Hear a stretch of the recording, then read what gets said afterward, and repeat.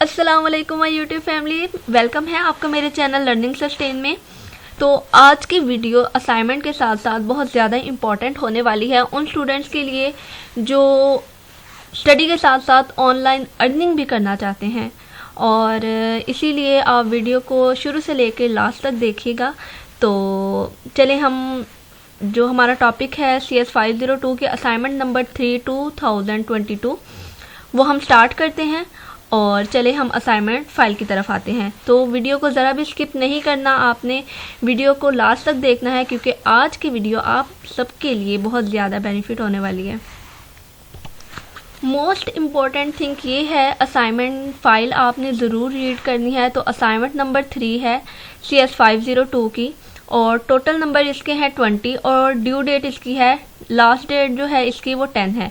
जब आप assignment file को पढ़ते हैं तो उसकी इंस्ट्रक्शन को लाजमी पढ़ा करें, क्योंकि इससे आपके जो असाइनमेंट्स के नंबर होते हैं उन पे बहुत ज़्यादा अफेक्ट पड़ता है। ठीक है, तो आइए हम असाइनमेंट्स की जो इंस्ट्रक्शंस हैं उनको रीड करते हैं कि आपने जो असाइनमेंट है वो MS वर्ड में सबमिट करवानी है। पहली बात ये हो गई, और कॉपी नहीं होनी चाहिए आपकी असाइनमेंट।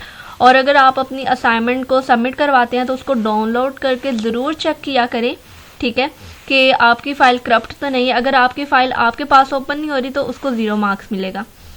और आपकी असाइनमेंट जो होती है वो डॉक्यूमेंट फाइल में होनी चाहिए, यानी कि MS वर्ड की फॉर्म में होनी चाहिए। PDF फॉर्म में या किसी और फॉर्म में आपकी असाइनमेंट एक्सेप्ट नहीं की जाएगी।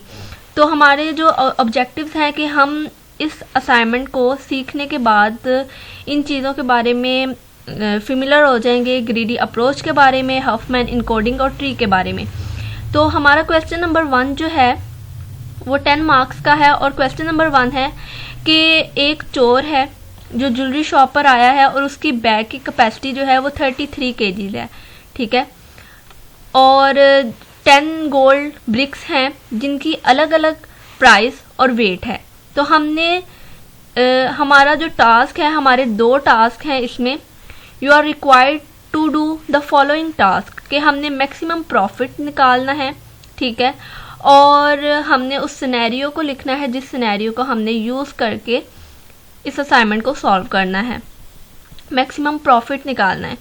जैसे हमने ये ब्रिक्स लिख लिया, ये वेट लिख लिया, हर ब्रिक्स का वेट और प्राइस अलग अलग है, ठीक है। तो हम जो क्वेश्चन नंबर 1 है हमारा, हम उसके सोल्यूशन की तरफ आते हैं। तो ये है सोल्यूशन क्वेश्चन नंबर 1 का, कि हमने ब्रिक्स लिख लिया, वेट लिख लिया और प्राइस लिख लिया। ये अलहदा हमने कॉलम बनाया, हमने प्राइस को उसकी वेट रेशो पर हमने डिवाइड किया, तो हमारे पास ये आ गई, ठीक है। ये हमने क्यों किया? ये हमने फाइंड करने के लिए किया, मैक्सिमम प्रॉफिट फाइंड करने के लिए, ठीक है। अब देखें, जब हमने 4 को, आप इसके साथ डॉलर का साइन भी लगा सकते हैं क्योंकि ये प्राइस आई है, ठीक है, और चाहे तो ऐसे भी लिख सकते हैं, लेकिन डॉलर का निशान लगा लेंगे तो वो बेस्ट है। आपने 4 को डिवाइड किया, यानी कि प्राइस को 120 को डिवाइड किया 4 पे, तो 30 आ गया। इसी तरह हमने सबको डिवाइड करते गए तो हमारे पास ये आ गया। अब हमने देखना है कि हमने मैक्सिमम प्रॉफिट देखना था, तो इसमें से मैक्सिमम वैल्यू कौन सी है? सबसे बड़ी वैल्यू जो है वो 50 है और उसका वेट जो है वो 1 है। 1 लिख लिया, उससे कम जो है वो 40 है और उसका वेट 5 है, 5 लिख लिया। इसी तरह हमने ये 7 तक लिख लिए, ठीक है, 7 तक लिख लिए। अब हमारे बैग की जो कैपेसिटी थी वो 33 kg थी, ठीक है। अब हमें चाहिए मज़ीद 5 kg, ठीक है। अब हम 11 में से हमने देखा कि एक ये बैग है और एक ये बैग है। अब जब हम 11 में से माइनस करेंगे 6 को तो हमारे पास 5 kg आ जाएगी, और जब हम इन सब को प्लस करेंगे तो हमारे पास 33 kg आ जाएगा जी। तो देखें, अब हमने वेट निकाल लिया, अब हमने इनकी प्राइस निकालनी है। अब 1 पे प्राइस क्या थी? 1 पे प्राइस थी $50, ठीक है, हमने $50 लिख लिया। अब 5 पे प्राइस क्या थी? 5 पे प्राइस थी $200, 200 लिख लिया। ऐसे ही हमने सबकी, मतलब यहाँ पे जितने भी हैं वेट, उनके आगे जो प्राइस थी उसको लिख लिया। इस कॉलम को हमने सिर्फ ये फाइंड करने के लिए यूज़ किया था, ठीक है। फिर हमने इसको लिख लिया, अब 11 पर क्या प्राइस थी 160, 160 को हमने डिवाइड किया 11 पर और टोटल इसका क्या आया था 5, तो हमने इसको मल्टीप्लाई कर दिया 5 के साथ, तो हमारे पास ये आ गया। ठीक है, जब हमने इसको सबको प्लस किया, ऐड किया, तो हमारे पास मैक्सिमम प्रॉफिट जो है वो ये आ गया। ठीक है, मैक्सिमम प्रॉफिट ये आ गया, जो कि हमने मैक्सिमम प्रॉफिट ही फाइंड करना था। तो हमारे पास पहला ही जो हमारे पास जो टास्क था हमें वो कंप्लीट हुआ। अब हमने सिनेरियो में कौन सी अप्रोच के लिए हमने क्या सिनेरियो यूज़ किया है, हमने उसका नाम लिखना है। तो हमने ग्रीडी मेथड अबाउट प्राइस को हमने वेट रेशियो पर डिवाइड किया है, तो हमने ये वाला जो है सिनेरियो यूज़ किया है। तो सिर्फ आपका क्वेश्चन नंबर 1 इतना ही है। क्वेश्चन नंबर 2 की तरफ आए तो क्वेश्चन नंबर 2 जो है इसके भी 10 मार्क्स हैं। ठीक है, आपने वीडियो को एंड तक देखना है ताकि आपके सारे पॉइंट ऑफ व्यू क्लियर हों। ये जो असाइनमेंट्स आती हैं इससे रिलेटेड आपको फाइनल टर्म में कोई भी लॉन्ग क्वेश्चन आ सकता है, इसीलिए आपने वीडियो को बिल्कुल भी स्किप नहीं करना। जैसे हमारे पास ये एक स्ट्रिंग है, उसने हमें टास्क दिए हैं कि कैलकुलेट फ्रीक्वेंसी ऑफ कैरेक्टर, हमने कैलकुलेट फ्रीक्वेंसी करनी है, जनरेट हफमैन ट्री करना है, right the code of every character, required total number of bits. ठीक है, हमने यहाँ पे लिख लिया गिवन स्ट्रिंग, हमें ये स्ट्रिंग दी गई थी। ठीक है, हमने कैरेक्टर जो थे और उनकी आगे फ्रीक्वेंसी लिखी, यानी कि ए कितनी दफ़ा है 1 2 3, ए 3 दफ़ा है, आई जो है आई 4 दफ़ा है।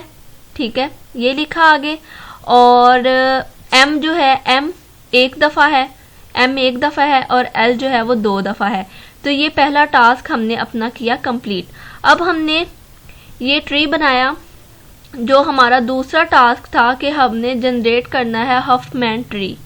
तो हफमैन ट्री कैसे बनाते हैं वो मैं आपको सिखाती हूँ।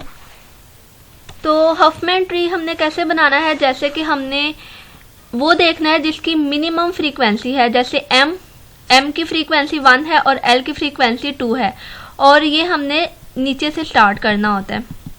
मैं आपको दिखाती हूँ। जैसे कि हमने लिख लिया एम और एल, जो छोटा होता है उसकी फ्रीक्वेंसी लेफ्ट साइड पर लिखी जाती है और जिसकी फ्रीक्वेंसी बड़ी होती है उसको राइट साइड पे लिखा जाता है। हमने इनकी फ्रीक्वेंसी लिख ली, और जो इनको ऐड करके आंस आता है हमने इसको स्क्वायर में ही लिखना है। ठीक है, जो इनको ऐड करके आंस आता है उसको हमने ओवल में लिख लेना होता है। 2 + 1 + 2 3 आ गया। ठीक है, अब हमने देखना है कि 1 और 2 से जो मिनिमम फ्रीक्वेंसी है वो कौन सी है। तो हमने देखा कि 3 और 4 में से मिनिमम कौन सी है 3, हमने उसको 3 को लिखा। ठीक है, अब हमने 3 + 3 6 लिख लिया। अब हमने एक ही फ्रीक्वेंसी रह गई 4, अब हमने 4 और 6 को ऐड किया तो हमारे पास 10 आ गया। यहाँ पे हमने 0 1 0 1 और इधर 0 और यहाँ पे 1 लगाना है। ठीक है आपने, और ये हमारे पास हफमैन ट्री की डायग्राम जो थी उसने बोला था कि हफमैन ट्री बनाएं, तो वो हमने सेकंड टास्क भी अपना कंप्लीट कर लिया। अब जो थी वो 2 हमारी जो टास्क थे वो कंप्लीट हो गए। अब हमने right the code of every character, हमने हर एक कैरेक्टर का जो है वो कोड लिखना है। तो वो कैसे लिखते हैं मैं आपको बताती हूँ।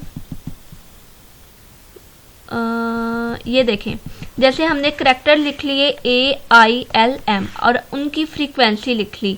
अब ये कैरेक्टर कोड मैंने कैसे लिखे हैं मैं आपको बताती हूँ। हमने देखना है कि A कहाँ पे है, A जो ट्री है वहाँ कहाँ पे है, A ये रहा। हमने ऊपर से नीचे की तरफ काउंट करना है कि 1 और 0, इसके जो है ऊपर से नीचे कितने नंबर आ रहे हैं, तो ऊपर से नीचे इसके नंबर आ रहे हैं 1 और 0, तो हमने इसका कोड लिख दिया 1 0। अब हमने I का देखना है, I कहाँ पे है, I यहाँ पे है, इसका सिर्फ आ रहा है 0, हमने सिर्फ लगा दिया 0। अब L देखना है, L कहाँ पे है, L जो है वो यहाँ पे है, और हमने इसका देखा, इसका आया 110, ठीक है। एल का आया 1 ये एम है, एम का आया 110 और एल का जो आएगा, क्योंकि ये देखें एम है ये, और एल का जो आएगा, एल का आएगा 1 और यहाँ पे भी 1 लगाना है आपने, ठीक है। तो ये मैंने करैक्टर्स के जो कोड थे वो निकाल लिए। तीसरा टास्क भी हो गया। अब मैं आपको बताती हूँ कि करैक्टर की बिट्स को हम कैसे फाइंड करते हैं। करैक्टर की जो बिट्स हैं, जैसे कि हमारे पास ये एक करैक्टर है, इसकी जो बिट्स हैं, ये मतलब जो उसका करैक्टर कोड था वो कितना था, कितने उसके डिजिट्स थे, 1 और 2। हमने मल्टीप्लाई उसको करना है, जैसे उसकी फ्रीक्वेंसी को और उसके ये जो करैक्टर कोड हैं उनके कितने नंबर हैं, जैसे कि 3 है और ये 2 हैं, 3 × 2 किया तो 6 आ गया।